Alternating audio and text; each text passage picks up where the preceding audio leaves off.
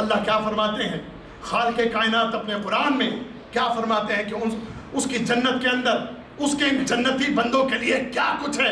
فرمایا وَلَكُمْ فِيهَا مَا تَشْتَهِي أَنفُسُكُمْ وَلَكُمْ فِيهَا مَا تَدَّعُونَ۔ اس جنت کے اندر ان لوگوں کے لیے ان کا دل، ان کا نفس جس چیز کی بھی خواہش کرے گا، اے اللہ میں فلانی چیز کھانا چاہتا ہوں، اے اللہ میں فلانی چیز پینا چاہتا ہوں، اے اللہ میں فلانی چیز کو حاصل کرنا چاہتا ہوں، اے اللہ مجھے فلاں نعمت چاہیے، جاؤ اللہ کا اعلان۔ اللہ کہتے ہیں اس جنت میں آنے والے اپنے رب سے جس چیز کا سوال کریں گے، جو مانگیں گے، جو بھی سوال کریں گے، اللہ ان کی ہر خواہش کو پورے کرے گا اور ہر ضرورت پوری کرے گا۔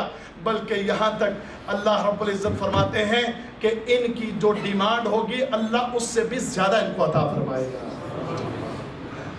جو اللہ سے سوال کریں گے اللہ اس سے بھی زیادہ عطا فرمائے گا۔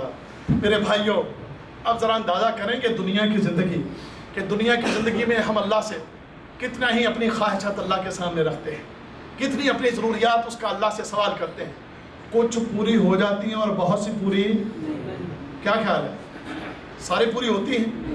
کبھی نہیں ہوتی، بہت کم ہے۔ ہماری کتنی ایسی خواہشیں ہیں کہ وہ ہماری پوری نہیں ہوتی ہیں، لیکن جنت میں کیا ہوگا؟ جنت میں اللہ مجھے فلاں چیز چاہیے، اللہ فرمائے گا یہ لو۔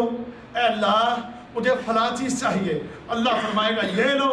اللہ مجھے فلاں چیز چاہیے، اللہ فرمائے گا یہ لو۔ جو چیز جس چیز کا بھی سوال کریں گے تم مانگتے جاؤ گے اور اللہ عطا کرتا جائے گا۔